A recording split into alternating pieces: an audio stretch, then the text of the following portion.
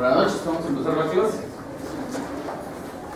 La vez anterior estuvimos hablando sobre varios de los juicios sumarios. Hablamos sobre el juicio sumario de rescisión del contrato, el juicio sumario de entrega de bienes muebles que no sean dinero y el juicio sumario de responsabilidad civil del funcionario de empleo público, además de que vimos algunas generalidades de los interdictos. Entonces, antes de continuar, no sé si alguien tiene dudas.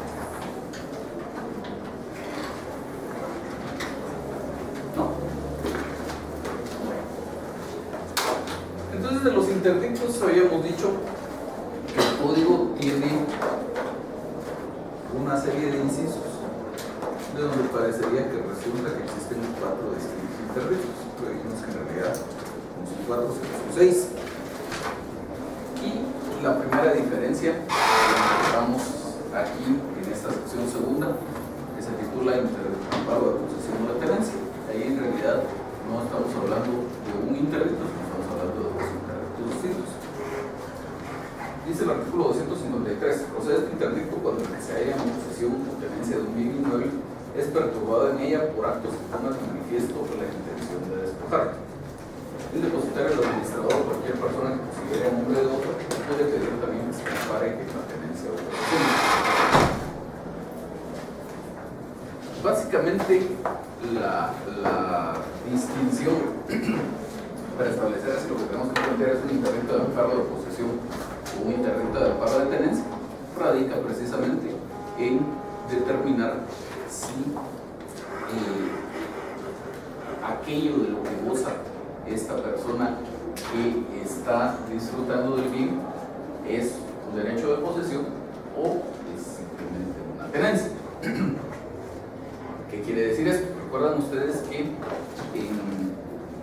en el derecho civil vieron que existen varios derechos reales. Dentro de esos tenemos el derecho de propiedad. El derecho de propiedad, básicamente cuando hablamos de bienes inmuebles, que es lo que nos interesa para el efecto de los interdictos, implica que yo soy propietario de un bien y que además tengo inscrito ese derecho de propiedad en el registro de la propiedad. Como un escalón abajo de eso está el derecho de posesión, que la posesión en sentido amplio significa estar disfrutando de un bien, pero aquí la entendemos más en su sentido restringido, no solo estar disfrutando de un bien, sino como lo establece el Código Civil, que es aquella posesión que podría permitir eventualmente llegar a la usucapión, es decir, a tramitar unas diligencias de titulación supletoria para que se formalice la posesión, se inscriba en el registro de la propiedad y eventualmente se convierta en un derecho de propiedad. Es decir, una posesión basada en justo título y que además sea pública, pacífica, a título de dueño en nombre propio, de 10 años. Entonces, cuando y por debajo de eso tendríamos ya el resto de esa posesión considerada en su sentido amplio, es decir, aquel disfrute que se hace del bien, pero sin tener un justo título ni todas estas características de las que habla el Código Civil. Entonces, la distinción para establecer si planteamos un interdicto de amparo de posesión o un interdicto de amparo de tenencia radica precisamente en eso. ¿Qué es lo que tiene esta persona que va a plantear su demanda?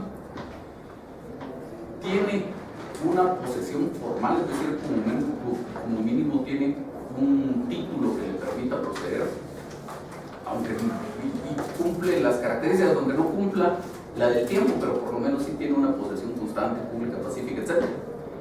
O simplemente está ahí de puro hecho. Y cuando hablábamos, ¿se recuerdan del juicio sumario de desocupación? Hacíamos una diferencia entre un simple tenedor y un intruso. Aquí la categorización del término tenencia se vuelve distinta, porque incluso para promover este interdicto podría ser bajo el título de un tenedor, podría ser lo que en el otro juicio sumario considerábamos como un intruso, es decir, alguien que invadió una finca o que forzó las chapas de una casa y fue a vivir ahí, etc. Todas esas personas que no tienen un título para poseer caerían en la categoría de tenedores para efectos de este interdicto. Entonces, aquí de lo que se trata básicamente es de que hay una persona que está disfrutando de un bien inmueble. Eso es lo primero con lo que debe cumplirse para poder plantear ese interdicto. Si hay una persona que está gozando de un bien inmueble, ya establecemos la distinción entre si planteamos un interdicto de amparo de posesión o un interdicto de amparo de tenencia en el hecho de si tiene un título o no para poseer. Si tiene un título para poseer, será un interdicto de amparo de posesión, y si no tiene un título para poseer, será un interdicto de amparo de tenencia. Hasta ahí la cuestión está más o menos sencilla. Entonces, si yo estoy poseyendo un bien inmueble, ¿en qué caso me interesaría promover un interdicto de este tipo, que sea de amparo de posesión o de amparo de tenencia, según cuál sea mi circunstancia? Básicamente, en aquellas situaciones en las que se me está perturbando en esa posesión y hay una manifiesta intención de despojarme de ella. Obviamente, en esa conceptualización de una perturbación en la posesión con una intención de despojar, excluimos aquellos casos en los que a mí me están demandando. La persona me está demandando, obviamente el interdicto no procede. Estamos hablando de una intención de despojarme de esa posesión extrajudicialmente. Como decía en las normas generales de los interdictos, aquí no se trata de decidir cuestiones definitivas acerca de la propiedad ni de la posesión. Es decir, no vamos a entrar a discutir si yo que estoy gozando de ese bien tengo o no tengo derecho a gozar del bien. Buenas noches. A lo mejor sí tengo, a lo mejor incluso soy propietario, pero del otro lado de la balanza, a lo mejor soy un invasor del bien. Pero en todos esos casos, el hecho de que yo esté disfrutando del bien y que exista alguien que me quiere despojar de ese bien sin un procedimiento judicial, me habilita a mí para plantear este interdicto. Básicamente, ¿cuál es la idea del interdicto entonces? Que el juez le diga a este perturbador: no perturbe esa posesión si usted no tiene orden judicial. Entonces, si el otro considera que tiene mejor derecho, pues podrá promover en mi contra un juicio sumario de desocupación según las circunstancias. Podrá promover en mi contra un juicio sumario de desocupación, podrá promover en mi contra un juicio ordinario para discutir la posesión, un juicio ordinario para discutir la propiedad, un juicio ordinario de reivindicación de la propiedad, etc. Pero la idea es que no me puede perturbar en esa posesión mientras no exista una orden judicial. Entonces, si por ejemplo yo soy un invasor del inmueble y recibo una nota del propietario del bien donde me dice: mire señor, usted está invadiendo el inmueble de mi propiedad, le doy tantos días para que desocupe, o voy a llegar con gentes armadas a sacarlo del inmueble, en ese caso yo puedo promover un interdicto de este tipo. Como les digo, no estamos discutiendo si tengo o no tengo derecho, incluso en el ejemplo que les estoy poniendo no tengo derecho, pero la idea es que no podría ser objeto de una perturbación en esa posesión mientras no exista una orden judicial. Entonces, por eso dice el primer párrafo de este artículo 253 que ya leímos, que procede este interdicto cuando el que se haya en posesión o tenencia de un bien inmueble es perturbado en ella por actos que pongan en manifiesto la intención de despojar. Luego el artículo 254 dice: la prueba de la posesión o tenencia ha de contraerse al hecho de la posesión actual. Si procediera la demanda, el juez ordenará que se mantenga el demandante en la posesión o tenencia, condenarán las cosas al perturbador y en daños y perjuicios que fijará prudencialmente si se hubiera ejercido violencia sin perjuicio de las responsabilidades penales. Entonces, como ven, ese artículo 254 nos da mucho del contenido que debe tener la demanda. En principio, dice que la prueba de la posesión o tenencia ha de contraerse al hecho de la posesión actual. Esa parte hay que apreciarla en su justa medida, porque no quiere decir que es lo único que tenemos que probar, sino quiere decir que no es necesario que yo pruebe una posesión histórica sobre el bien, sino que basta con que lo esté poseyendo en este momento para poder ser objeto de esta protección. Entonces, si es un hecho que tengo que probar, por supuesto es un hecho que también tengo que alegar. En el listado de hechos tengo que hacer referencia a esa posesión actual y luego ofrecer los medios de prueba pertinentes para comprobar que efectivamente estoy ejerciendo una posesión en este momento sobre el bien. Pero además, aunque la norma no lo dice, obviamente cae de su propia naturaleza que tengo que probar el hecho de que estoy siendo perturbado en esta posesión y que además el que me está perturbando es esta persona a la que yo estoy demandando. Entonces con eso tendríamos más o menos cubierto el tema de la prueba. Y luego la siguiente oración hace referencia a cuál debería ser el contenido de la petición de fondo que yo debería plantear aquí. Entonces dice, si procediera la demanda, el juez ordenará que se mantenga el demandante en la posesión o tenencia. Entonces eso debería ser la principal consecuencia que yo debería pedirle al juez en caso de que declare con lugar la demanda.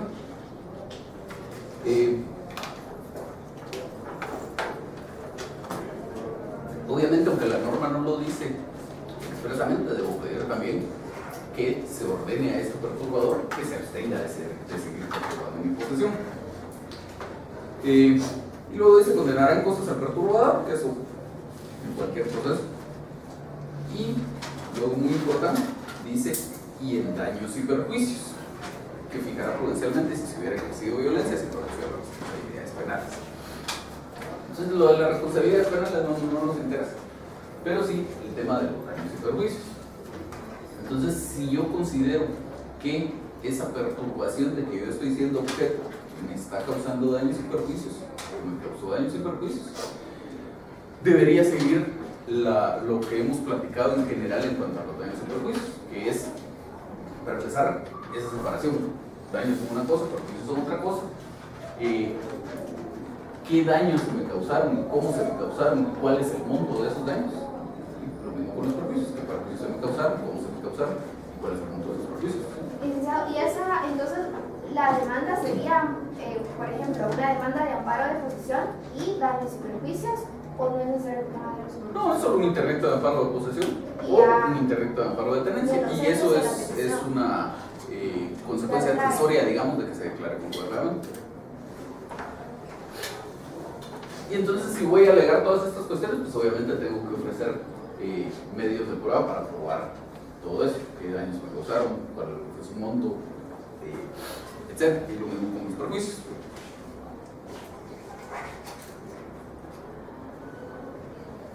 Y básicamente eso es lo que habría que decir sobre esta parte. No sé si tienen alguna pregunta. Sí, en este caso no se está discutiendo la propiedad. ¿En qué casos no procedería? O sea, ¿en qué casos nos podría declarar un juez improcedente si realmente no se puede discutir? Si usted no logra probar que está poseyendo el bien, o si usted no logra probar que la están perturbando en esa posesión, o si no logra probar que la está perturbando es el que nos está demandando.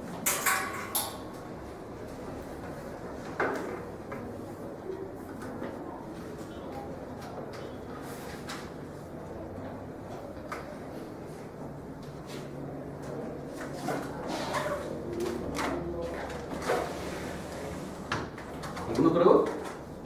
¿Los daños y perjuicios deben calcularse de una vez en la demanda o después de quitar? Seguimos la misma regla general del artículo 150 de la Ley de Ordenamiento Judicial. Si usted ya tiene una clara idea de cuál es el monto de los daños y perjuicios que va a reclamar, lo hace ver de una vez en la demanda y lo solicita. Y si no, como dice esa norma, el artículo 150, debe indicar las bases según las cuales debe hacerse después la determinación y debe indicar si pretende que esa determinación se haga por expertos o sea por el procedimiento de los incidentes. ¿Hay más? Bueno, veamos el siguiente entonces, que es el interdicto de despojo. Dice el artículo 255, el que tenga la posesión o la tenencia de un bien inmueble o de derecho real que fuere desposeído con fuerza o sin ella, sin haber sido citado, oído y vencido en juicio, puede pedir la restitución ante el juez respectivo, exponiendo el hecho del despojo, su posesión y el nombre del despojador, y ofrecerá la prueba de los extremos de haber poseído y dejado de poseer. Este interdicto está muy íntimamente ligado con los otros dos. La única diferencia que existe es que en cualquiera de los otros dos yo todavía tengo la posesión o la tenencia, según para el caso, y lo que tengo es una amenaza de que me van a despojar. Aquí el interdicto de despojo ya es un hecho consumado, ya me despojaron del bien. Entonces Entonces, ahora lo que pretendo es la restitución en esa posesión. Y aquí, para efectos del interdicto de despojo, si ya no existe esa distinción si lo que tenía era posesión o lo que tenía era tenencia, es lo mismo, solo es un interdicto procedente que es este interdicto de despojo. Entonces,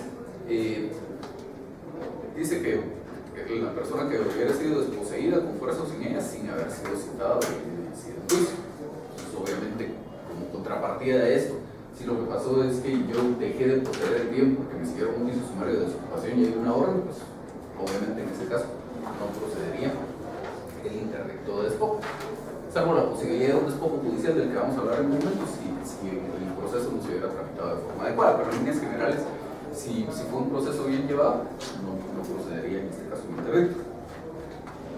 Entonces dice que se puede pedir la restitución, esa es la pretensión principal que yo tengo ahí. Entonces, la consecuencia esencial que yo debería pretender planteo este proceso, si lo debería plantear en la petición de fondo, es que se me restituya en la posesión de ese bien. Y dice que debe exponer el hecho del despojo, su posesión y el nombre del despojador. Entonces, el contenido de la demanda es básicamente: yo estaba poseyendo este bien, obviamente exponerlo y probarlo con los medios de prueba respectivos.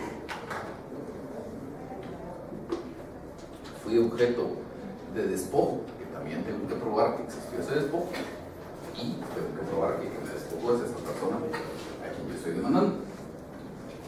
Y luego dice que ofrecerá la prueba de los extremos de haber poseído y dejado de poseer, y obviamente también quién fue el que causó ese despojo.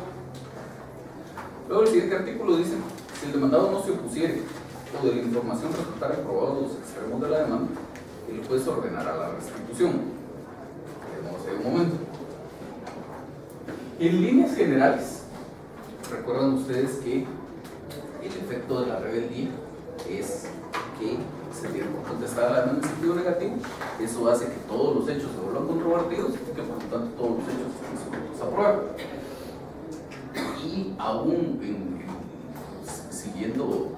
hablando de la regla general, aún en el caso de que yo sea demandante, el demandado no conteste la demanda y se sigue el juicio en rebeldía del demandado, pudiera ser que mi demanda la declaren sin lugar si yo no logro probar los extremos de la demanda, o resulta que, aún cuando los logre probar, no se encuadran esos hechos dentro de la norma jurídica que yo pretendo que se aplique a mi caso. Aquí funciona un poco diferente la cuestión, porque dice: si el demandado no se opusiera, digamos del pedazo intermedio por un momento, si el demandado no se opusiera, el juez ordenará la restitución. Entonces, pues obviamente hay que cumplir igual todas las etapas procesales, no es un dictar sentencia automáticamente, como podría pasar en algún otro caso, sino hay que agotar todas las etapas procesales, pero si no hay una oposición por parte del demandado, la demanda tiene que ser declarada con lugar, porque si lo dicen o no, si el demandado no se opusiera, el juez ordenará la restitución. Y la otra posibilidad es que el demandado sí se oponga, pero que yo logre probar los extremos de la demanda, y a eso se refiere cuando dice: o de la información resultarán probados los extremos de la demanda, el juez ordenará la restitución, condenando al despojador en las costas y a la devolución de frutos. Son cosas que ya tengo que ir considerando, las costas por supuesto siempre, pero el tema de la devolución de frutos. Y si hubiera habido violencia, se le condenará además al pago de daños y perjuicios que el juez fijará prudencialmente, quedando el demandado sujeto a las demás responsabilidades a que hubiera dado lugar. Entonces, igual que en el caso pasado, hay que considerar el tema de los daños y perjuicios. Si me causaron daños y perjuicios, de una vez establecer en la demanda en qué consistieron, cuál fue su monto, etc. Luego, como una subdivisión o una variante o una especificidad de este interdicto de despojo, existe el despojo judicial. Entonces dice el artículo 257: procede también el interdicto de despojo cuando el juez haya privado a alguno de su posesión sin previa citación y audiencia. Entonces, básicamente aquí de lo que se trata es que sí hubo un proceso, pero a mí, que fui la persona que como consecuencia de ese proceso resultó dejando de tener la posesión o la tenencia de un bien, no se me citó o yo vivenció en ese proceso. Y eso pudiera ser porque demandaron a otra persona que en realidad no era la que estaba poseyendo y ni siquiera se opuso y resulté yo siendo lanzado del bien, o pudiera ocurrir que sí fui yo el demandado, pero no me hicieron la notificación, o le hicieron de forma defectuosa, o le hicieron cuando yo estaba en el extranjero, etc. De tal forma que yo nunca me pude enterar de la existencia de ese proceso. Entonces, en esos casos procede este interdicto de despojo judicial. Entonces, sigue diciendo, si las providencias que causaron el despojo hubieran sido dictadas por un juez que conoce en primera instancia, se pedirá la restitución ante el Tribunal Superior. Si no se hubiera interpuesto el recurso de apelación contra la providencia que causó el despojo, puede el despojado solicitar la restitución ante el Tribunal Superior dentro del año siguiente al despojo. Al efecto se pedirán los votos al inferior para que lo remita con su informe dentro del segundo día, y la demanda se tramitará como en primera instancia como intervención del Ministerio Público, ahora sería como la Procuraduría General de la Nación. Si se hubiera interpuesto el recurso de apelación en contra de las resoluciones que causen el despojo, no podrá usarse de la reclamación indicada en el párrafo anterior. Básicamente, ¿qué es lo que está diciendo aquí la norma? Si yo me entero de este proceso en donde no he sido adecuadamente emplazado, si me entero de su existencia antes de que se produzca el lanzamiento, yo tengo básicamente dos opciones. Podría comparecer al proceso y si estoy en tiempo todavía apelar esa resolución, digamos la sentencia donde puedes declarar con lugar la demanda, pero en ese caso dice la norma que ya no puedo acudir al interdicto de despojo. ¿Por qué? Porque aunque sea tomando el proceso a mitad de su tramitación o avanzada su tramitación, yo ya participé en ese proceso y aunque fue incompleta ya tuve alguna oportunidad de defensa. Entonces, si planteé recurso de apelación, no puedo acudir al interdicto de despojo. Si no planteé recurso de apelación, entonces sí puedo plantear el interdicto de despojo, que como dice acá, lo debo promover ante el Tribunal Superior. Luego sigue diciendo el artículo 258, el juez despojante será condenado en las costas y a la reparación de los daños y perjuicios que se hubiesen causado, estimados prudencialmente por el tribunal, siendo además responsables en el orden penal. Si no se aprobara el despojo judicial, el que interpuso la reclamación pagará las costas y sobre una multa de 50 quetzales que se le pondrá en la sentencia respectiva. Entonces aquí nuevamente el tema de los daños y perjuicios, volvemos a lo mismo que hemos conversado. Pero más allá de eso, este interdicto tiene una particularidad muy especial en cuanto a la legitimación pasiva. A ver, ¿quién me dice qué es? Demanda ahí al ¿Sabes lo que les estoy contando?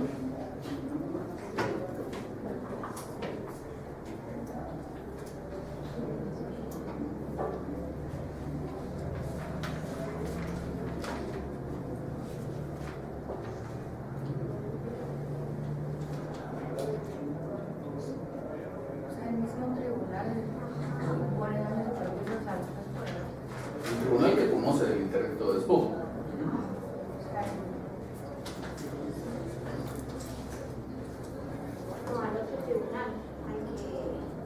O sea, digamos, fue un juez de primera instancia el que la despojó aquí. La demanda en esta del interdicto de despojo en primera instancia la va a conocer una sala de la Corte de Apelaciones.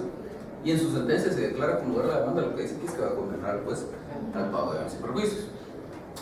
O si fue un juez de paz, pues como será un juez de primera instancia, ese juez de primera instancia va a condenar al juez de paz al pago de daños y perjuicios. Pero de todo lo que hablamos, hay una particularidad en cuanto a la legitimación pasiva. ¿Qué más? se le manda al juez, el juez es el que van a condenar. Más o menos. Pues se promueve en contra de la otra parte y supongo que el juez tendrá que tener participación. Tercero. ¿Y por qué lo promovería usted en contra de la otra parte?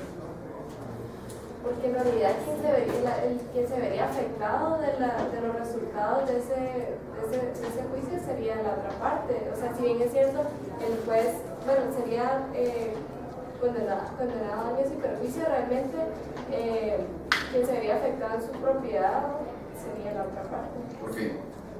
Porque los resultados de ese interdicto pueden restituirle la propiedad, la posesión a la otra. sería esa parte, porque igual, o sea, lo que quiere la otra parte es que siga el proceso, que se le oiga el juicio. Y al juez también como tercero, que se le busca algo de juez. Más o menos. En realidad lo que hay aquí es un consorcio necesario, es decir, tengo que demandar a los dos, tengo que demandar a la persona que recuperó supuestamente esa posesión como consecuencia de aquel primer proceso, tengo que demandar al juez, porque en realidad aquí lo que tengo son dos pretensiones. Una está establecida en el primer artículo que regula este tema y la otra en el siguiente. El artículo 257 dice, en el segundo párrafo, se pedirá la restitución ante el Tribunal Superior. Entonces, ¿eso qué quiere decir? Que una de las pretensiones principales que voy a hacer valer aquí es que se me restituya la posesión que tenía de ese bien. Entonces, en mi historia, digamos, antes de plantear este interdicto, yo poseía este bien con derecho o sin derecho, no importa. Hay un proceso. En virtud de ese proceso yo pierdo la posesión de ese bien, pero resulta que en ese proceso no fui citado o bien vencido. Entonces ahora planteo en un proceso totalmente distinto, planteo una demanda con el objeto, con dos objetos. Uno de ellos es el que estamos hablando aquí, que se me restituya en la posesión de ese bien. No precisamente como decía usted, que lo que quiero es que aquel proceso se tramite de conformidad con la ley. Aquel proceso terminó como hubiera terminado, ya no importa. Ahora lo que yo quiero es retomar la posesión de ese bien. Y si, digamos, usted y yo somos contrapartes, usted me había demandado a mí en un juicio sumario de desocupación, logró que el juez ordenara el lanzamiento, pero resulta que a mí nunca me notificaron la demanda. Entonces ahora yo planteo este interdicto de despojo y quiero recuperar la posesión del bien. Entonces, como bien decía usted, ahí quien se va a ver afectada es usted, pues si la demanda es declarada con lugar, por eso la tengo que demandar a usted.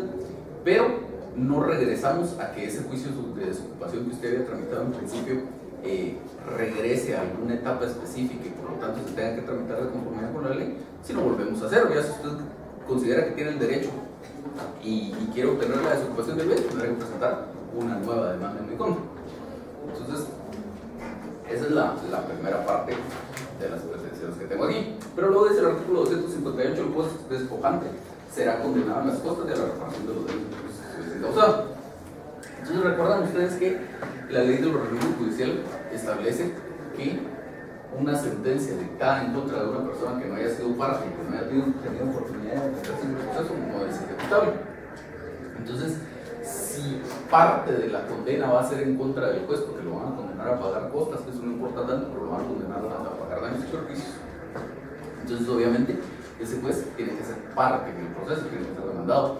No es suficiente con que sea tercero, porque recuerden ustedes que el emplazamiento de terceros, que sería lo que operaría aquí, dice la ley que al demandar o al contestar la demanda, una persona puede emplazar a un tercero en uno de dos casos. Si considera que tiene una causa común con ese tercero, es decir, la ganancia o la pérdida que me podría resultar a mí de este proceso también de una forma directa o indirecta beneficia o perjudica a este otro, y entonces lo llamo para que me apoye. Ese es un caso. Y el otro caso es que se pretenda una garantía de esa persona, no cuando tengo una pretensión directa en contra de esa persona. En ese caso, un emplazamiento como tercero no funciona, tiene que ser como demandado. Yo tengo que demandar a el que obtuvo la posesión del bien como consecuencia de ese despojo para efectos de que me la restituya, y tengo que demandar al juez para efectos de que lo condenen a pagar costas y daños y perjuicios. ¿Estamos con eso? Solo, Sí.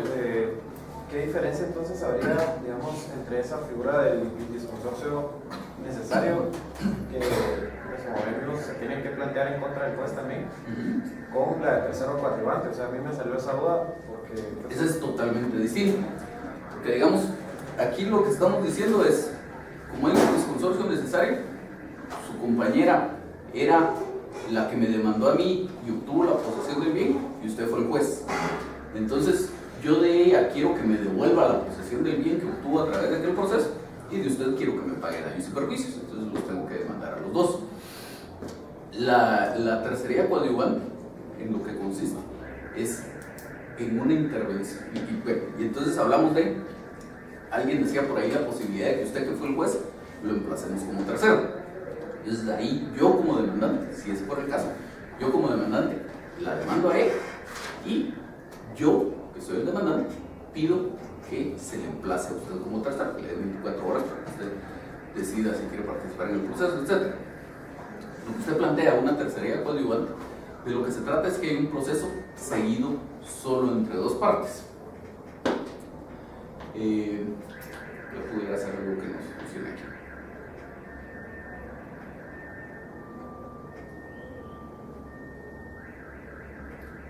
Digamos, pongamos un caso medio complicado para ver la cuestión. Olvídese de eso. Un caso totalmente distinto va a ser un juicio de declaración de la unión de hecho. Entonces resulta que está este señor que es soltero y una dama demanda que se declare la unión de hecho con él. Y entonces este señor se opone a esa demanda y dice: mire, con esta señora que se llama María, que es la que lo está demandando, no es cierto que yo convivo con esta señora que se llama María, yo convivo con esta otra señora que se llama Rosita. Y entonces no se da el supuesto ese de la convivencia para que se pudiera declarar la unión de hecho. Entonces es un juicio seguido solo entre dos partes: don Juan, que es el demandado, y doña María, que es la que está demandando la unión de hecho. Entonces, la tercería coadyuvante de lo que se trata es en un proceso seguido entre dos partes. Alguien que no es parte y al que no están invitando al proceso, de propia voluntad decide participar en el proceso para ayudar a alguna de las partes. En este ejemplo, doña Rosita, que es la señora con la que sí está conviviendo este señor, podría comparecer al proceso y decir: pero yo también creo que se declare sin lugar esta demanda, porque aquí la que está conviviendo con él soy yo, y a lo mejor hasta quiero que se declare la unión de hecho conmigo, que sí tengo derecho, y para aportar sus pruebas, etc. Entonces de eso se trata una tercería coadyuvante. ¿Alguien más? ¿Dudas? ¿No? Entonces, veamos el siguiente. El siguiente es el interdicto de apeo y deslinde. Y le subrayo lo de y deslinde porque el código no es uniforme en esta terminología. Si por ejemplo vemos el artículo 249, se dice inciso tercero de apeo y deslinde, pero aquí el título de esta sección cuarta dice apeo o deslinde. Lo correcto es apeo y deslinde, porque son dos cosas distintas, pero que son necesarias dentro de un mismo interdicto. Vamos a ver en qué consiste cada uno y por qué las dos son necesarias. Pero este sí es un solo interdicto, un interdicto de apeo y deslinde. Entonces dice 259, procede este interdicto cuando haya habido alteración de límites entre heredades, removiendo las cercas o mojones y poniéndolos en lugar distinto del que tenían, haciéndose en modo lindero el lugar que no le corresponde. Normalmente esto va a funcionar en fincas rústicas. Nada impide que pudiera pasar en un inmueble urbano, pero es un poco más difícil que pase en la práctica. Normalmente sería en fincas rústicas.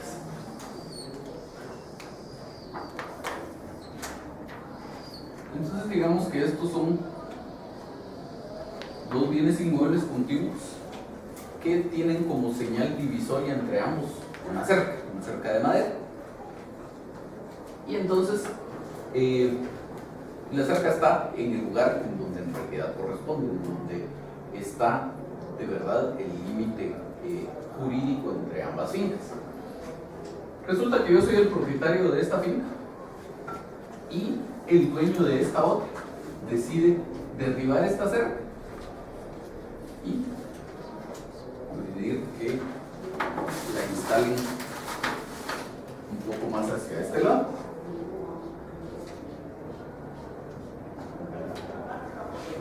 Entonces, para efectos prácticos, ¿cuál fue la consecuencia de que se corriera esta cerca? esta franja de terreno de acá, él resulta disfrutando de ella sin en realidad tener un derecho para el efecto. Y yo resulto dejando de disfrutar de esa franja de terreno sin que exista una justa causa para esos efectos. Entonces, básicamente de lo que se trata aquí es de restituir la división que existe entre esas dos propiedades al lugar que efectivamente le corresponde. Entonces, como fundamento sustantivo de este interdicto, veamos el artículo 475 del Código Civil.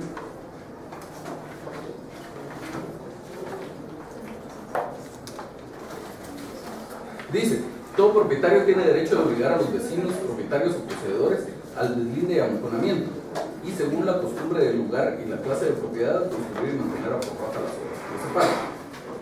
Entonces, parte de lo que trata este artículo 475 es esto. También el artículo 475, que no es lo que nos interesa, puede funcionar cuando no existe un límite. Aquí lo que nos interesa es el caso de que sí existía un límite entre las propiedades y alguien lo movió intencionalmente para que se produjera este efecto. Entonces dice el artículo 260: en la demanda debe expresar, primero, el nombre, jurisdicción, linderos y situación de la finca; segundo, la parte o partes en que ha sido alterado el lindero; tercero, el nombre de quién o quienes han hecho la alteración si se supiera, y los nombres de los colindantes que puedan tener interés en el apeo; y cuarto, el lugar en que se pretenda que deban colocarse los mojones, vallas o cercas, debiéndose acompañar los títulos y demás documentos que sirvan para la diligencia. Entonces vemos ahí que nos da bastante del contenido que tiene que tener la demanda. Entonces, mucho cuidado cuando se plantea una demanda de este tipo, hay que cumplir con todo eso. Porque lo mismo pasa con cualquier otro caso en el que la ley establece ciertas cuestiones que debe contener la demanda.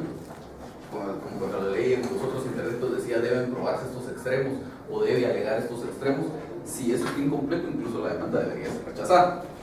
Entonces, pues en este caso habría que alegar todas estas cuestiones.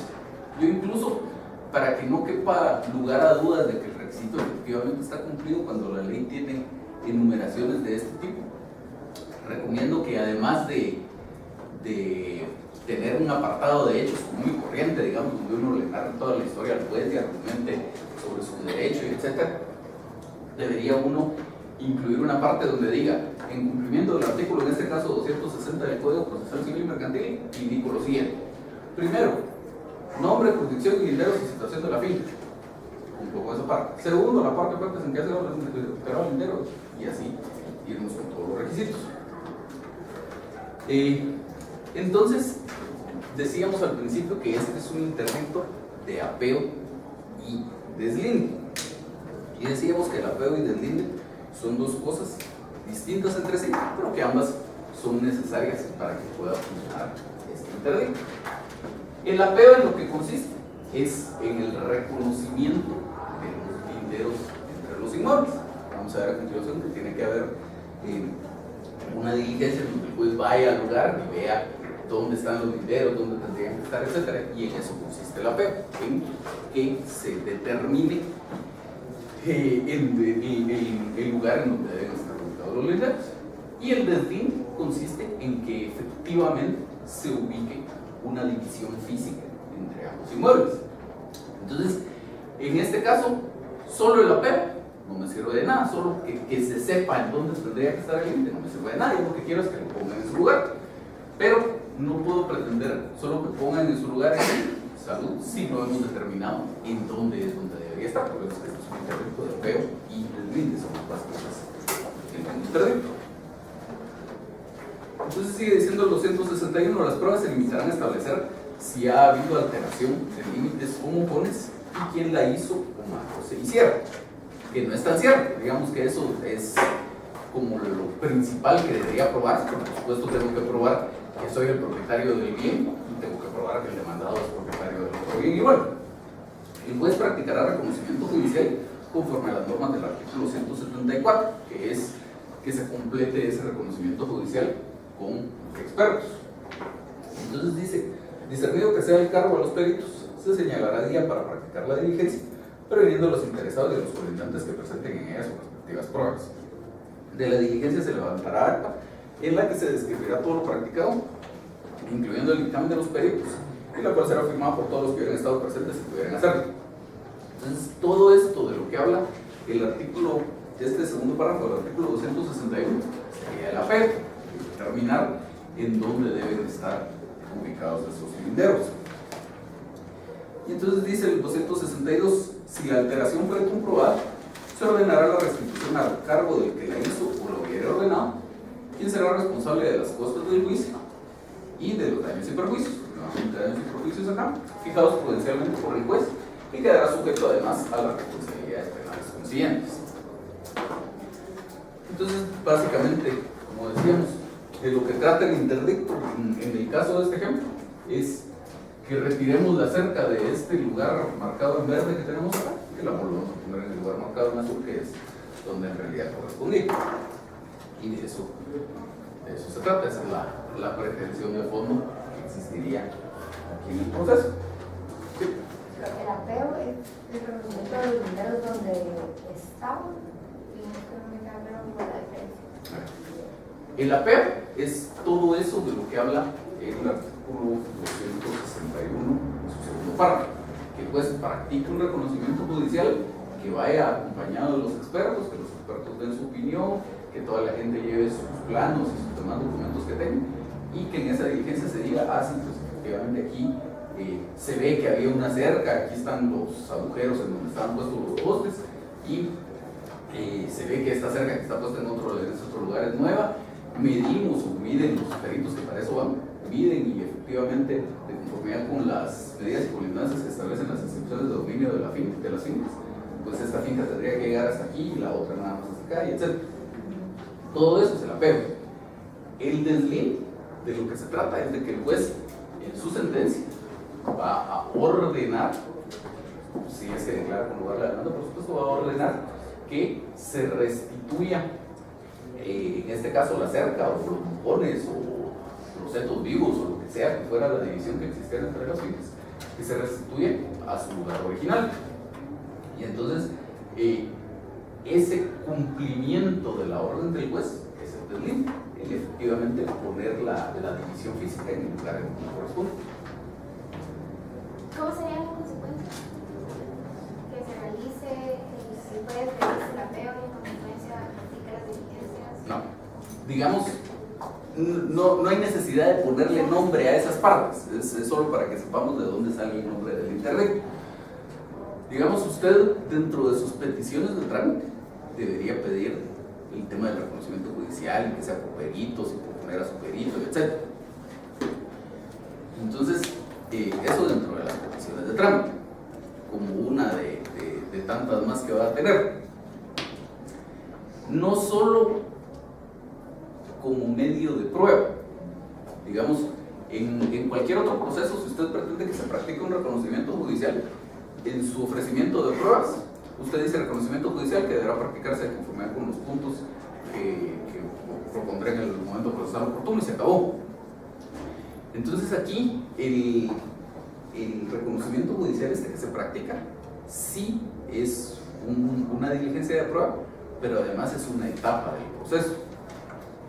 Es algo que obligatoriamente se debe dar en el proceso. Entonces, digamos, en algún otro proceso usted puede ofrecer su reconocimiento judicial y si después no quiere que se practique, pues simplemente no lo propone en el reconocimiento judicial. Aquí sí es imperativa la ley en el sentido de que debe practicarse un reconocimiento judicial. Sin reconocimiento judicial no llegamos a ninguna parte aquí. Entonces, ya en sus peticiones de trámite, no solo debería usted pedir que se tengan por ofrecidos los medios de prueba, sino además debería indicar que oportunamente practica reconocimiento judicial sobre los bienes inmuebles objeto de delitos, para lo cual desde ya indico que los puntos sobre los que debe versar el reconocimiento judicial son los siguientes y propongo como experto de mi parte al señor fulano de tal. Eso llega después de las pruebas, en la petición de trámite. En la petición de trámite, después de que se tengan por ofrecidos los medios de prueba. Luego, el resto de sus peticiones de trámite, digamos, es una petición muy corriente. Luego llega usted a su petición de fondo. Antes de llegar a la petición de fondo, en su apartado de hechos, usted tuvo que haber sido bien específica en cuanto a dónde estaban ubicados los linderos y en dónde pretende usted que se ubiquen, porque de hecho lo establece el artículo 260 como requisitos. Dice el inciso segundo, bueno, el primero, linderos; el segundo, la parte o partes en que ha sido alterado el lindero; y el tercero, el lugar en que se pretenda que deben colocarse los mojones, vallas, sacas, etc. Entonces, debe haber sido usted muy específica con eso en su apartado de hechos. Y entonces en su petición de fondo, igual de específica debe ser. Entonces deberá pedir que se declare en un lugar la demanda y que en consecuencia se ordene fijar los linderos entre las fincas, pues, si están inscritas en el registro de la propiedad, era entre la finca tal, folio tal, del libro tal, y la finca tal, folio tal, del libro tal, en el lugar ubicado de tal cosa. Y ahí dependerá de cómo se dé la situación. Podría usted haber establecido coordenadas por un sistema de GPS o qué sé yo. Entonces, con el grado de especificidad con que haya logrado identificar en dónde quiere usted que estén esos linderos, con ese grado de especificidad lo pide en su petición de fondo. Y luego pide también el tema de los daños y perjuicios, y otra vez volvemos a reunir, tendrá que identificar esos hechos, cuáles fueron esos daños, cuáles fueron sus puntos, etc. ¿Hay más?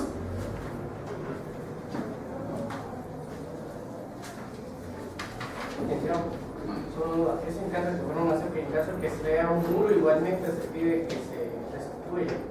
Sí, y o sea, lleva intrínseco que tenga que haber restitución del muro. Sí, digamos, el hecho de si es cerca, es un muro, es un seto vivo, son simples mojones, son puras cuestiones accesorias, digamos. A usted lo que le interesa, en general, cuando usted plantea un interdicto de estos, a usted lo que le interesa es establecer que los límites entre las dos propiedades estaban en un lugar, fueron movidos de ese lugar. Usted quiere que regresen al lugar que en realidad corresponde. ¿Qué físicamente cuáles van a ser esos límites? Dependerá de cómo haya estado la situación anteriormente. Como usted decía, un muro, pero si lo que tenía eran dos arbolitos, digamos, no voy a pretender ahora que construyan un muro, voy a pretender que siempre hay un par de arbolitos. Entonces, de eso es de lo que hablamos aquí. O si eran mojones, pues a lo mejor es más fácil, solo es desenterrarlos de un lugar y ponerlos en otro. Dependerá de cuál era la señal física que dividía las propiedades. Esa misma señal física deberá seguir siendo, solo que puede ser controlado. ¿Mojones son plantas? Mojones son como unos pilotes de cemento que están enterrados en la tierra. Y entonces usted como signo exterior ve como esto del pilote, digamos. Y eso es Licenciado, al ser el reconocimiento judicial una etapa del proceso, ¿cuál sería la naturaleza? No es un medio de prueba. Sí. Sí, Sí, lo que pasa es que es un medio de prueba obligatorio.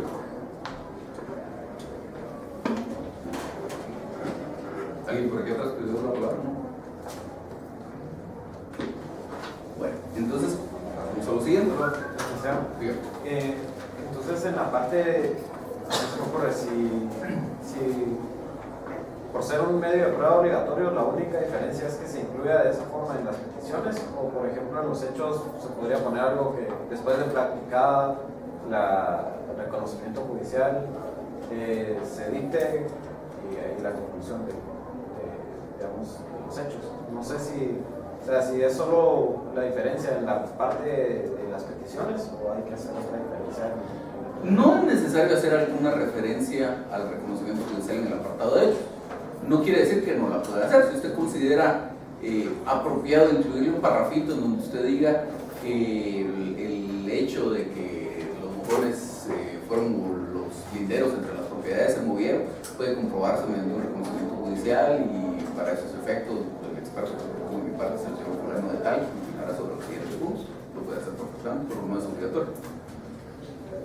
Pero en este caso solo se incluyen las peticiones de trámite, también lo debería de hacer como medio de prueba. También lo tiene que hacer como medio de prueba. O sea, la petición esta de trámite de la que hablamos aquí con su compañera es un extra que usted va a tener en esta demanda, pero por lo demás es una demanda como todas. Usted tiene que ofrecer su medio de prueba, etc.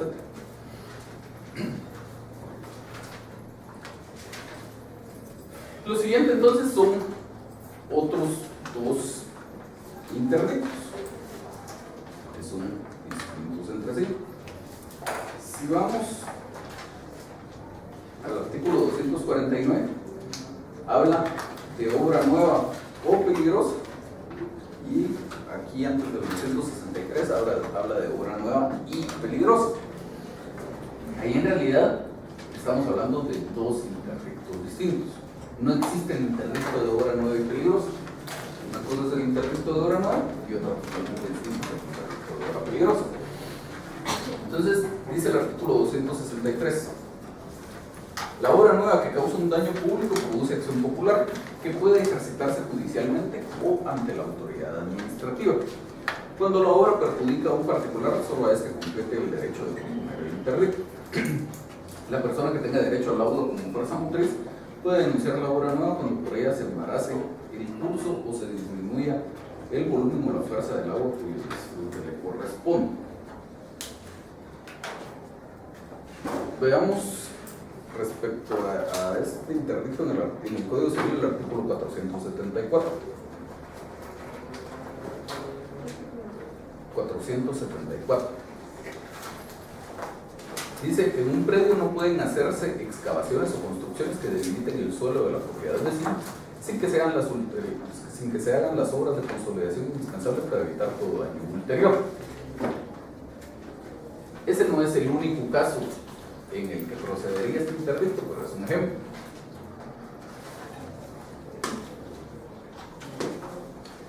Entonces, básicamente este artículo que ya leímos, el 263 del Procesal Civil, nos habla de varias cosas. Primero habla la ley general de la procedencia del interdicto. La obra nueva que causa un daño público produce acción popular que puede ejercitarse judicialmente o ante la autoridad administrativa. Si se ejercita judicialmente, estaríamos hablando de este interdicto de obra nueva. Si se ejercita ante una autoridad administrativa, pues será una denuncia ante la autoridad administrativa que corresponde.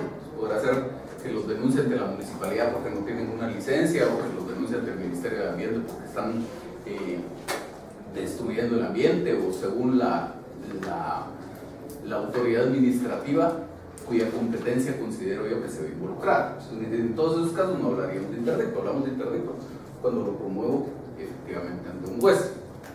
Y entonces, los dos primeros párrafos hablan en general de eso, de la posibilidad de plantear un interdicto cuando hay una obra nueva. La diferencia es que el primer párrafo habla de cuando se cause un daño público, hay acción popular. Eso quiere decir que la legitimación activa la tiene cualquiera. Yo simplemente, aunque ni siquiera transite por ese lugar, pero si es un daño público, puedo plantear un interdicto de este tipo. Un ejemplo de eso podría ser el derrumbe que hubo carretera a raíz de una construcción de una casa. Exactamente. Ahorita vamos a ver un ejemplo, pero ese ejemplo nos funciona muy bien. Entonces dice, esta que causa un daño público produce acción popular. Y el siguiente párrafo, cuando la obra nueva perjudica a un particular, solo a este compete el derecho de proponer el interdicto. Y luego el último párrafo que habla de un caso más particular. Y los dos primeros párrafos hablan en general de una obra nueva que cause un daño. Y luego el tercer párrafo dice la persona que tenga derecho al agua como fuerza motriz puede denunciar la obra nueva cuando por ella se embarace el curso o se disminuye el volumen o la fuerza del agua que le corresponde. Entonces veamos casos en los cuales podría proceder este interdicto.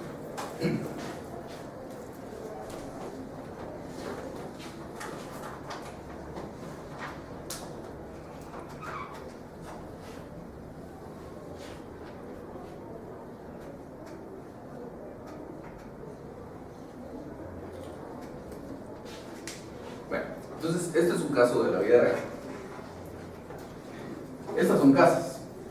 Entonces, digamos, hay algunas casas que estaban construidas muy cercanas a la ladera de una especie de barranco o por lo menos un desnivel muy profundo en el suelo. Y habían otras personas que eran propietarias de toda esta parte de acá.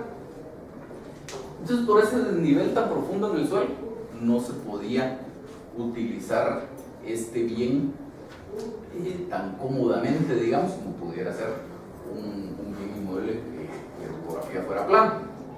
Entonces, ¿qué fue lo que hicieron estas gentes? Hicieron un corte de esta forma para que el inmueble quedara plano. Y empezaron a construir unas bodegas por acá. Pero resulta que estos de aquí, como decíamos, estaban cerca de la ladera. Y cuando se hizo el corte quedaron más cerca de la ladera. Pero, como vemos en muchos ejemplos de la práctica, incluido este que mencionaba aquí su compañero, cuando se hacen cortes en las laderas de las montañas, el terreno se vuelve inestable porque no es la forma natural del terreno. Entonces, como bien decía este artículo 474 del Código Civil que leíamos, en estos casos no es que no se pueda hacer, es que debería haber, como le llama aquí, obras de consolidación para evitar todo daño ulterior. Es decir, de alguna forma debería reforzarse esta ladera para que no haya un derrumbe.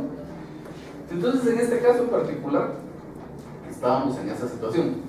Unas casas situadas arriba, alguien dueño de toda esta extensión del terreno con esta topografía irregular, que decidió hacer este corte para tener un terreno plano, y resultó que esto se empezó a derrumbar, y se empezó a derrumbar, y se empezó a derrumbar. No un derrumbe muy significativo, pero se derrumbaba, había un poco de tierra un día, otro poco de tierra otro día, etc. Y entonces, obviamente, estas gentes de estas casitas de acá vieron que sus viviendas corrían peligro por esa obra que se hizo en el lugar. Y entonces plantearon un interdicto de obra nueva. Al final de cuentas, este interdicto, o el asunto, digamos, el interdicto no llegó hasta sentencia porque el asunto lo arreglaron. ¿Qué fue lo que hicieron? Construyeron acá un muro de contención, que es a lo que el Código Civil se refiere cuando habla de las obras de consolidación, que no es solamente hacer una pared, sino que precisamente fue el problema que hubo ahí en el ejemplo que mencionó su compañera, que ahí lo que hicieron con una pared.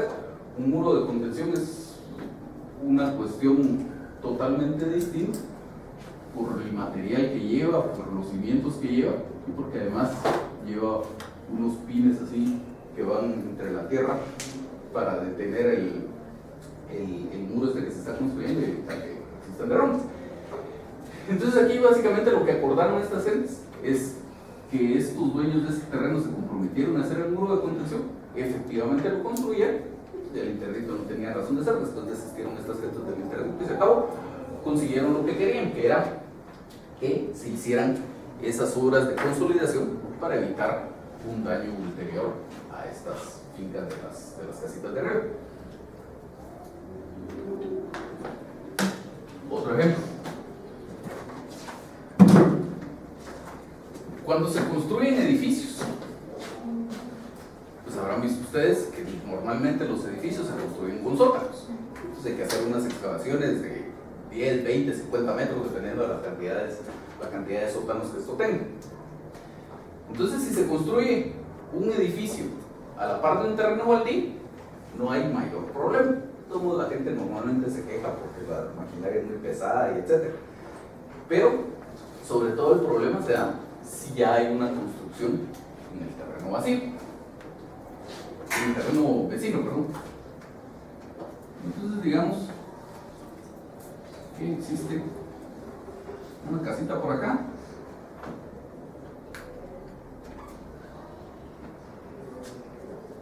y aquí a la par hay un terreno que está baldío. Entonces este tiene construida su casita, que obviamente tiene sus cimientos por debajo de la tierra. Entonces vienen estos del terreno que está baldío a la par y deciden construir un edificio. Y como normalmente ocurre cuando construyen edificios, quieren aprovechar toda la extensión del terreno. Entonces deciden construir el edificio aquí, desde el límite del terreno hasta el límite que tenga del otro lado, y hacen toda esta excavación para hacer los sótanos del edificio. Pero como consecuencia de esto, resulta que este de la par queda con sus cimientos expuestos o con nada más un pedacito de tierra ahí que medio está deteniendo los cimientos. Obviamente algún día esto lo van a rellenar y van a poner los muros del sótano, etc. Pero para empezar, ahí podrían pasar dos cosas.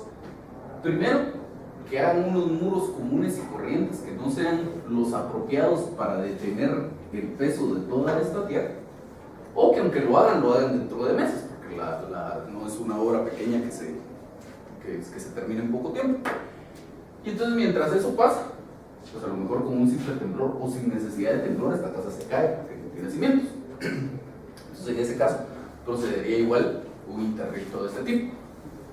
Lo que quiero no es que dejen de construir, lo que quiero es simplemente que si van a construir, hagan las obras de consolidación necesarias para evitar que mi casa, que es la que está ahí a la par, se dañe con esta construcción que están haciendo. ¿Me siguen hasta aquí? ¿Sí? Entonces sigamos viendo. Luego dice el 264, si el juez lo estimare justo, podrá acordar la suspensión inmediata de la obra, pero el dueño de ella quedará facultado para continuarla si diera garantía por las resultas del juicio y por los daños y perjuicios. El juez, sin embargo, le permitirá las obras que sean absolutamente indispensables para la conservación del edificado. Contra esta resolución no cabrá recurso alguno. Luego, habla el código del otro tema, la obra peligrosa. Y dice, si la obra fuera peligrosa o la construcción por su mal estado pudiera causar daño o existieran árboles de donde pueda este provenir, el juez dictará en el acto las medidas de seguridad que consideren necesarias o el derribo de la obra, construcción o árbol sin un ulterior recurso. Y vamos al artículo 484 del Código Civil.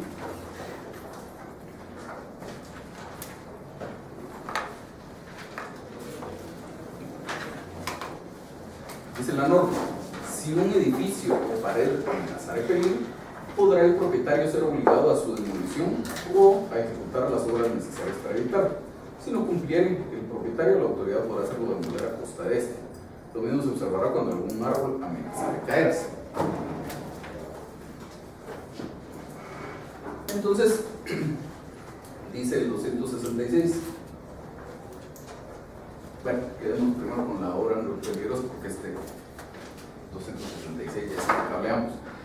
Entonces, la obra peligrosa es algo muy parecido. En ambos casos se trata de la existencia de una obra que en su situación actual puede causarme algún daño, normalmente por la proximidad de mi propiedad a la de esta otra persona, aunque como vimos no es necesario, sobre todo en el caso del interdicto de obra nueva, que cualquiera que se sienta perjudicado puede promover el interdicto cuando la obra causa un daño público. Entonces, ¿qué diferencia hay entre una obra nueva y una obra peligrosa? Porque decimos que se trata de dos interdictos distintos.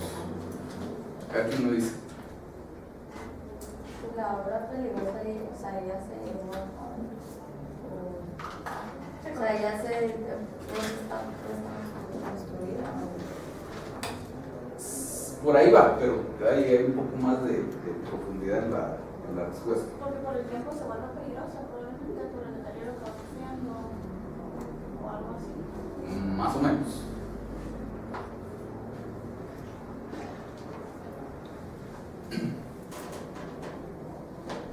Aquí tenemos que involucrar algo que vimos en la clase anterior.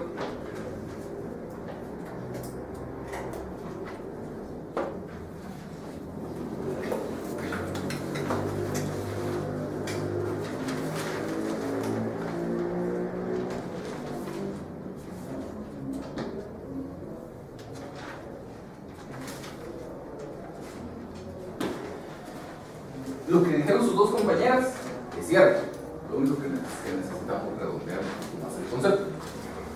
Efectivamente, en cuanto al interdicto de obra nueva, el mismo nombre nos dice de qué se trata. Cuando hay una obra de reciente inicio, y eso es lo que me está causando el problema. No necesariamente se trata de que toda la construcción sea nueva, porque a lo mejor lo que están haciendo es remodelar algo y es la remodelación lo que me está causando el problema. En líneas generales es el concepto de que sea una obra nueva.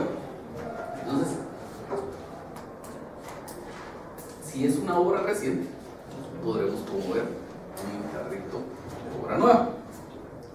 Y la obra peligrosa por exclusión es una obra que no es reciente, es una obra vieja. Con el tiempo se fue volviendo peligrosa, pero no por el simple transcurso del tiempo, porque en ambos casos debemos tener presente el plazo de caducidad, que era lo que yo decía que teníamos que involucrar de la clase anterior. Todos los interdictos están sujetos a un plazo de caducidad de 1 año. Dice la ley que los interdictos solo se pueden promover dentro del año siguiente a que ocurra el hecho que les dio origen.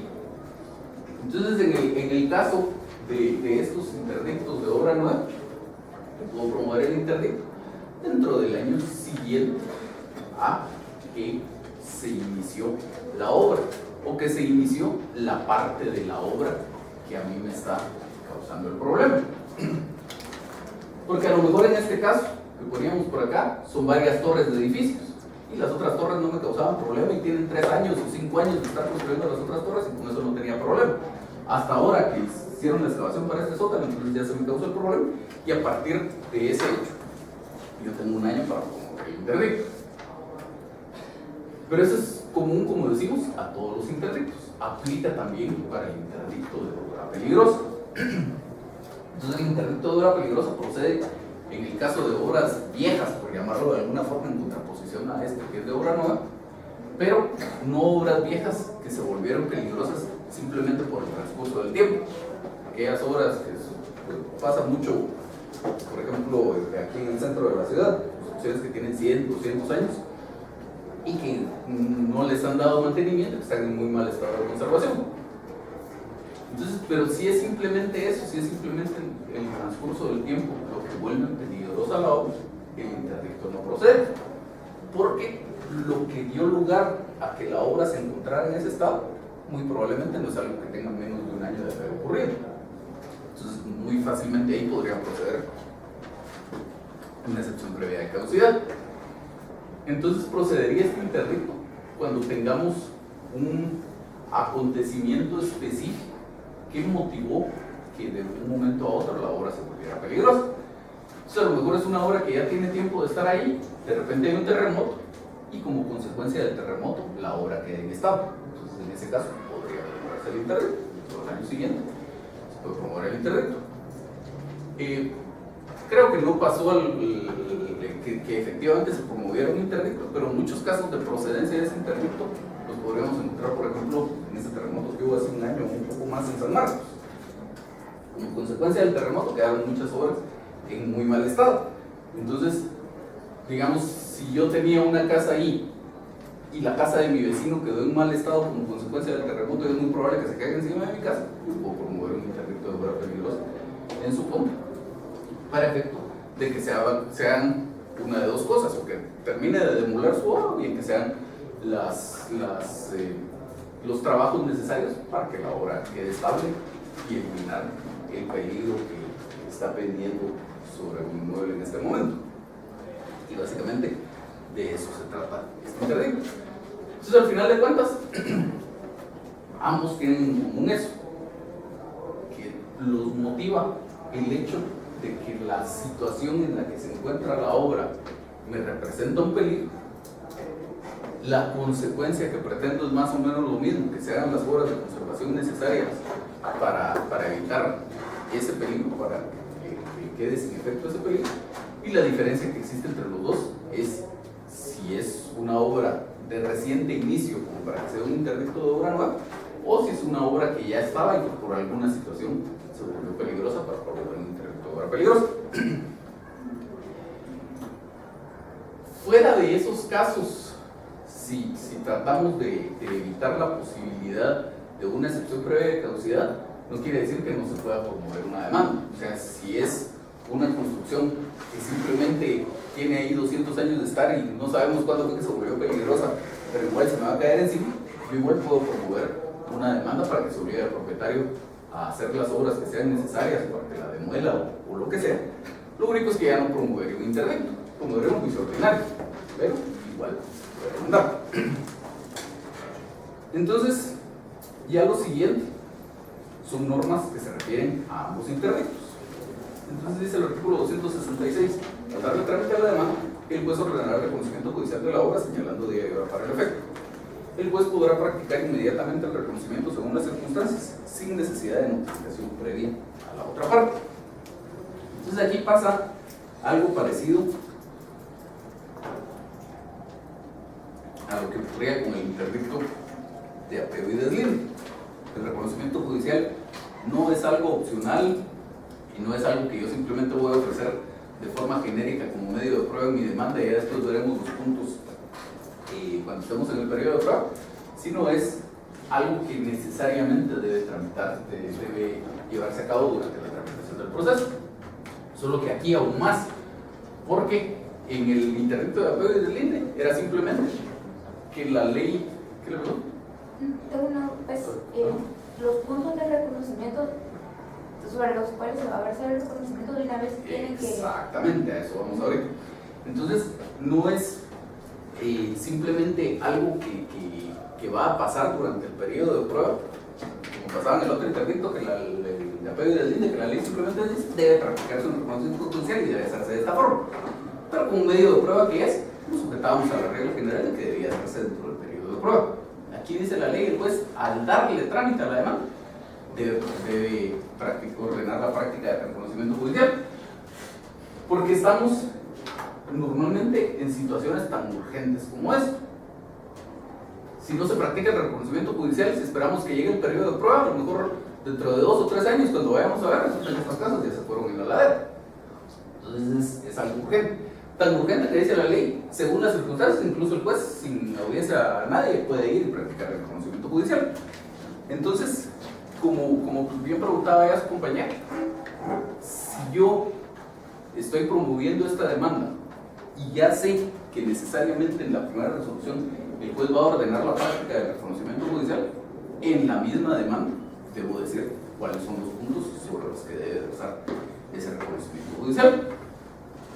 Porque aquí, como la norma es imperativa, aunque yo no se lo dijera al juez, pues de todos modos tiene que ir a hacer un reconocimiento judicial y tratar de ver qué ve.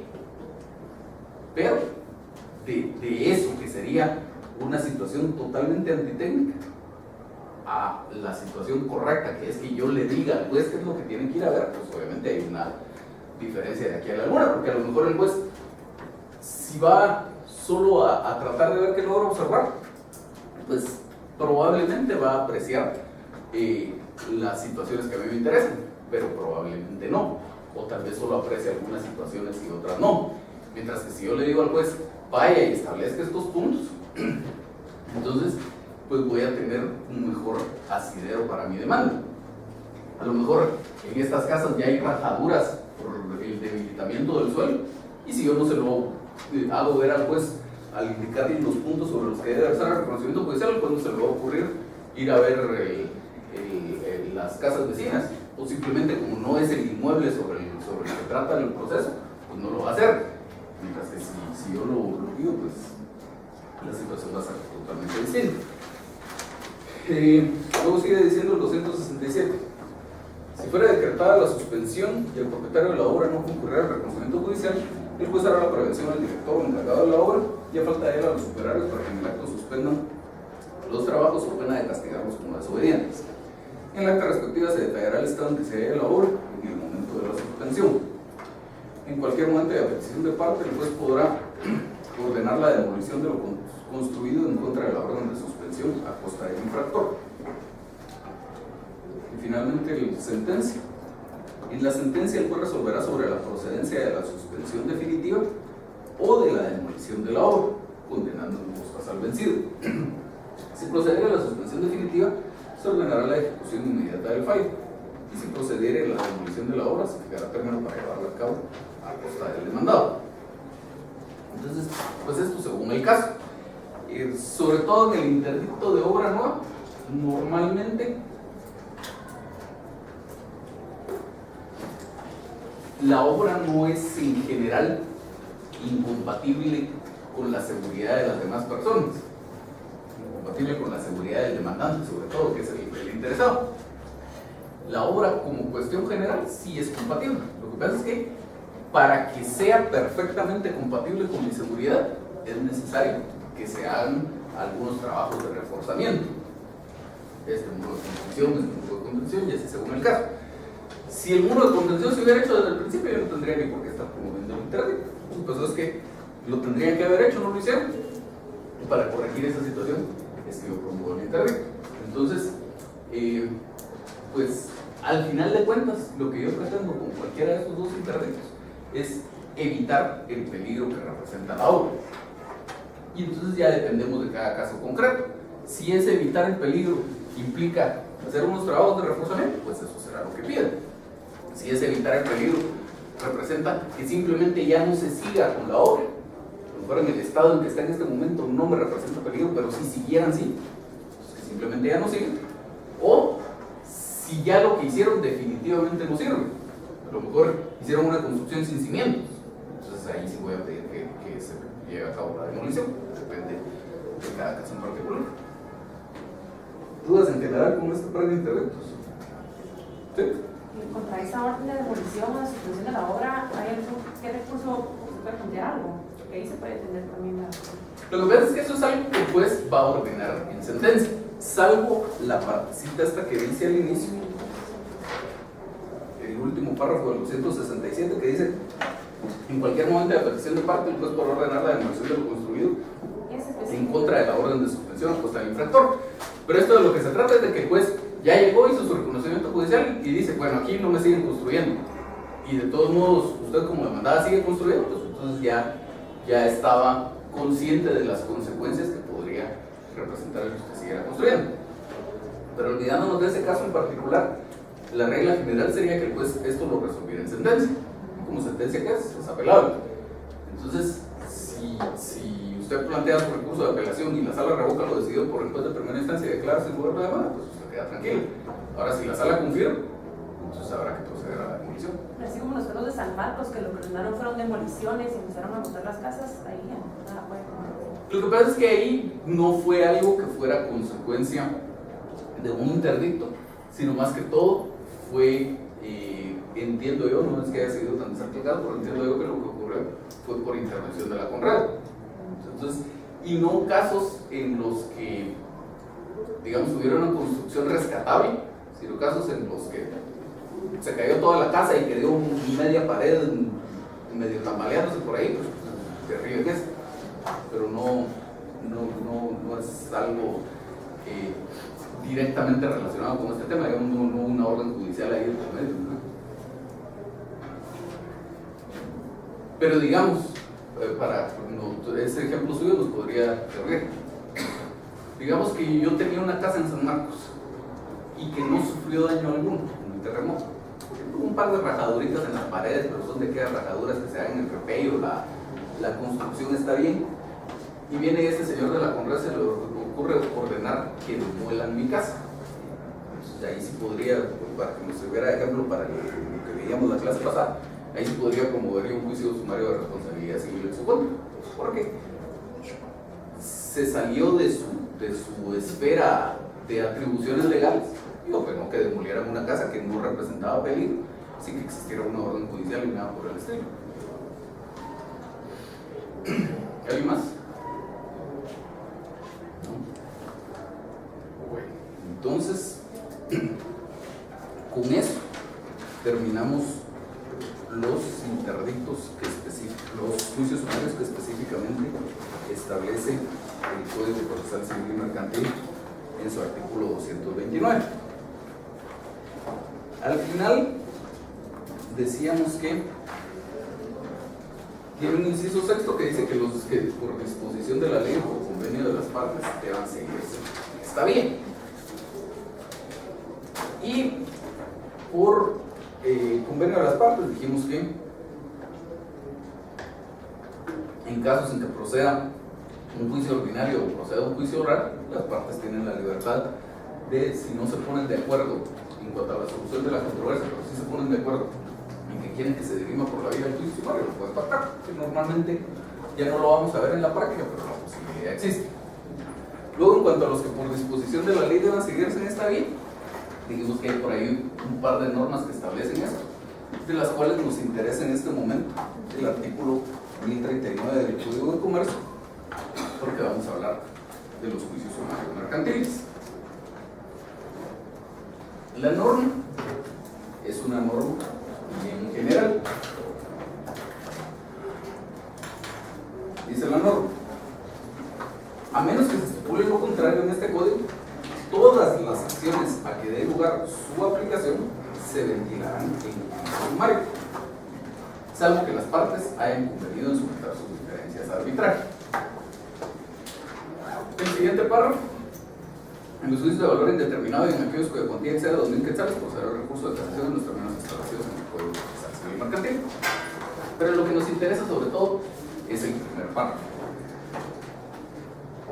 Todas las acciones a que dé lugar su aplicación se ventilarán en juicio sumario, salvo que las partes hayan convenido en someter sus diferencias a arbitraje. Y entonces, ahí para efectos de la procedencia de este juicio sumario mercantil, ¿qué les digo? Es 1039 del Código de Comercio. Para efectos de la aplicación de este artículo, nos topamos con el tema de tener que establecer a qué se refiere o en qué casos estamos hablando de controversias a que dé lugar su aplicación.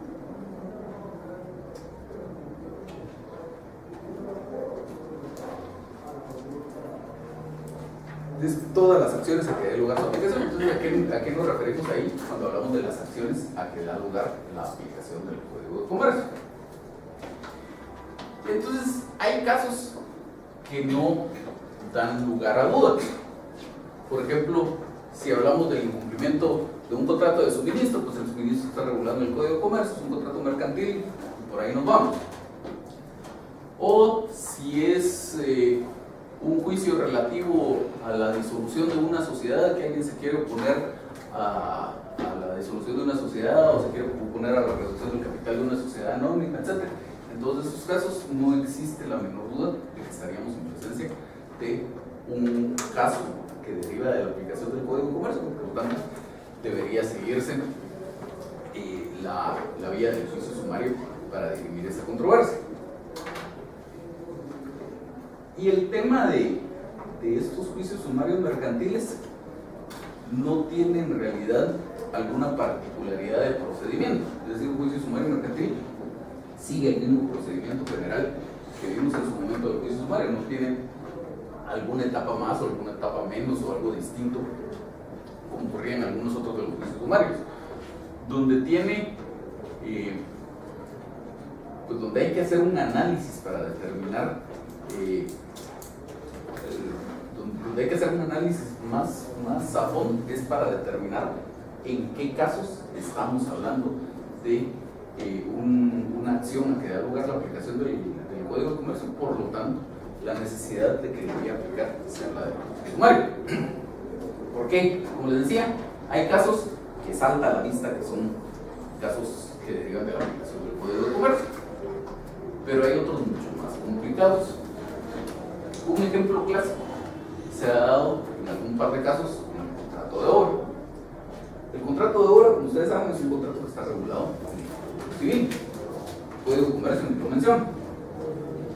Entonces han existido casos en los que se plantean demandas diciendo: este contrato de obra es un contrato civil, está regulado en el Código Civil, por lo tanto aplicaríamos la vía del juicio ordinario si es que no tenemos algo particular que nos diga otra cosa. Digamos, en el caso del incumplimiento de un contrato de obra, aplicaríamos la vía del juicio sumario.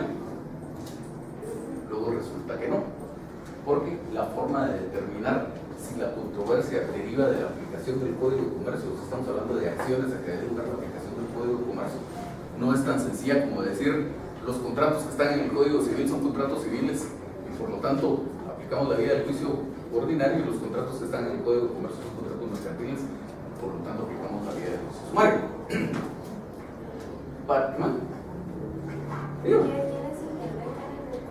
Eso tiene muchísimo que ver. Entonces, en un primer momento, si nos sirve eso, un contrato que está regulado en el Código de Comercio es un contrato mercantil. Por ejemplo, el de suministro que hablábamos, o el de reporto, etc. Esos son contratos mercantiles. Pero luego, como muy bien dice aquí su compañero, por cierto, me recuerdan que le doy un punto extra, tenemos que ver también quiénes son los sujetos que intervienen en la negociación. Porque el Código de Comercio habla de la aplicabilidad de ese código en sus primeros artículos. Dice,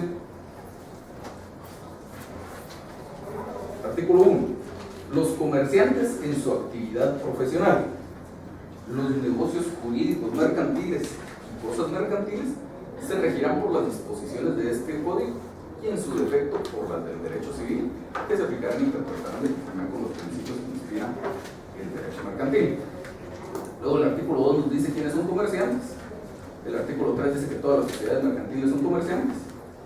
Y luego el artículo 5 dice, cuando en un negocio jurídico regido por este código intervengan comerciantes y no comerciantes, se aplicarán las disposiciones del mismo, o sea, de este código. Entonces, salud. Pero nos dice, retomando el artículo 1, los comerciantes en su actividad profesional. Las cosas mercantiles no nos dan mucho problema, los títulos de crédito, la empresa, son cosas mercantiles. Eso estamos sujetos a el Código de Comercio. Los negocios jurídicos mercantiles, parte de los negocios jurídicos mercantiles serían esos contratos que están expresamente regulados en el Código de Comercio. Pero luego debemos combinar también esa primera categoría, los comerciantes en su actividad profesional. De tal manera que si yo soy comerciante, la actividad a la que yo me dedico es una actividad mercantil que por lo tanto se rige por el Código de Comercio, no importando cuál sea el cuerpo de leyes en donde esté eso regulado. Entonces, en el caso del contrato de obra, como decíamos, es un caso en donde se ha dado mucho esto. Porque si yo soy un ingeniero civil que me dedico a construir casas, entonces ustedes saben que el ejercicio salud de una profesión no es una actividad mercantil, por lo tanto en ese caso yo no soy un comerciante y por lo tanto en ese caso si el contrato de obra es un contrato puramente civil. Ahora, si yo, digamos en mi caso, yo Roberto Alonso, que soy abogado, tengo una empresa individual que se dedica a la construcción, entonces ahí sí yo soy un comerciante y cuando estamos hablando del giro de esa empresa que es la construcción, estamos hablando de un comerciante en su actividad profesional y por lo tanto ese sí es un negocio mercantil. Y luego, como vimos, decía la norma que las sociedades mercantiles son comerciantes y entonces si lo que es una sociedad anónima que es una constructora, todos los contratos de obra que esa sociedad anónima celebre serán contratos mercantiles y por lo tanto en todos estos casos, para dirimir cualquier controversia que se diera, seguiríamos la vía de juicio sumario por aplicación de este artículo 1039 del Código de Comercio. En casación, la Corte Suprema de Justicia ha tenido que revisar por lo menos 3 casos de estos, específicamente relacionados con el contrato de obra, y en todos ha dicho que cuando se da esa situación, que es el contratista es una persona individual, dueña de una empresa individual que se dedica a la construcción, o el contratista es una sociedad mercantil, el contrato en realidad es un contrato mercantil, aunque está regulado por el Código de Comercio. Solo les quiero leer un par de pasajes de una de estas sentencias. Es una sentencia del 17 de octubre del 2002, que en la parte de doctrina de la sentencia dice contrato mercantil.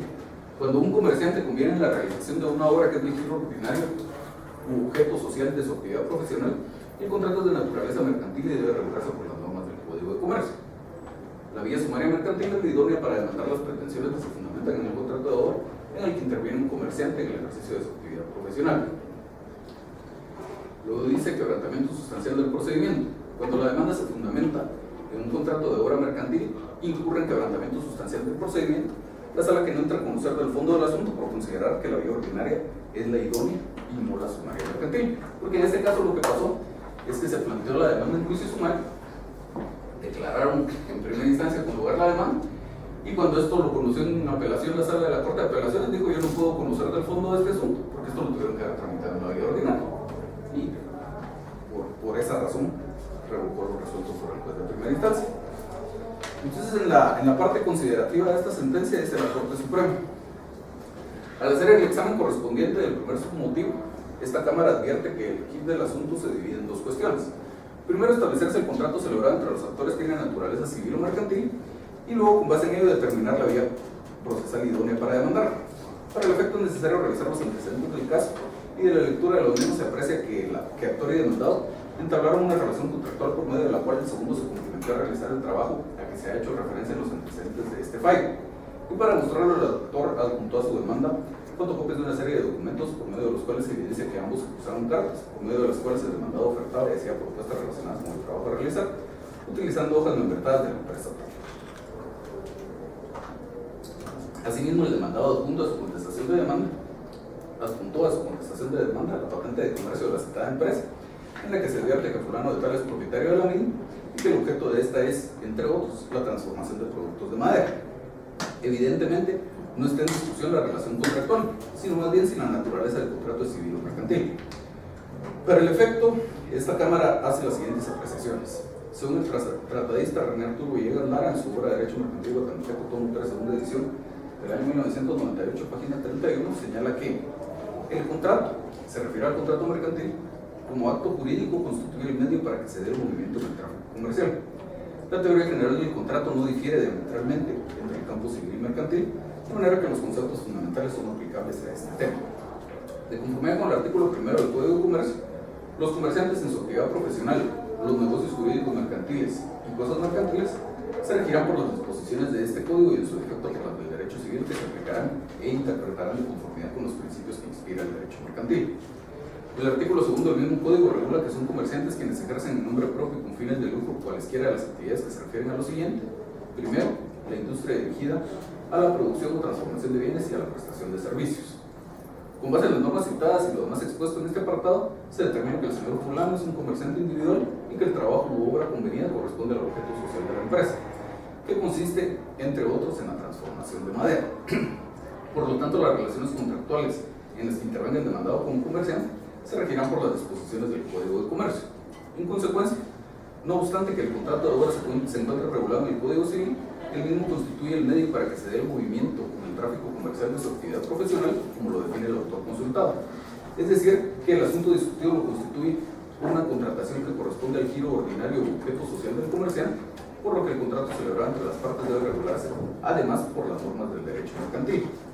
En tal virtud, esta Cámara arriba a la conclusión de certeza jurídica que el contrato de obra objeto de estudio es de naturaleza mercantil y, consecuentemente, la vía procesal para demandar es la sumaria, por lo que la Sala incurrió en quebrantamiento sustancial del procedimiento, específicamente en el submotivo regulado en el inciso primero del artículo 622 del Código Procesal Civil Mercantil, que consiste en haberse negado a resolver teniendo la obligación de hacerlo, infringiendo con ello el artículo 1039 del Código de Comercio, por lo que es procedente declarar con lugar el presente recurso de casación, anular la sentencia recurrida y ordenar al Sala.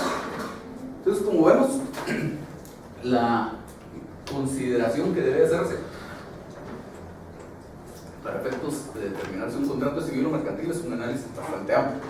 No nos tenemos que circunscribir solo a si el tema está regulado en el Código Civil o en el de Comercio, sino ir un poco más allá y establecer en el fondo si la naturaleza del contrato, en particular del que estamos hablando, es no en general del contrato de obra en este caso, sino del contrato de obra celebrado entre Juan y Pedro, es un contrato civil o es un contrato mercantil, porque de ello dependerá la vía procesal que resulte aplicable. Si fuera un contrato civil, tendríamos que acudir, perdón, si fuera un contrato mercantil, tendríamos que acudir a la vía del juicio sumario. ¿Dudas? Bueno, terminamos la clase, solo les encargo que la próxima clase vengan todos porque vamos a hacer la asignación de los trabajos de grupo. Los veo la próxima clase.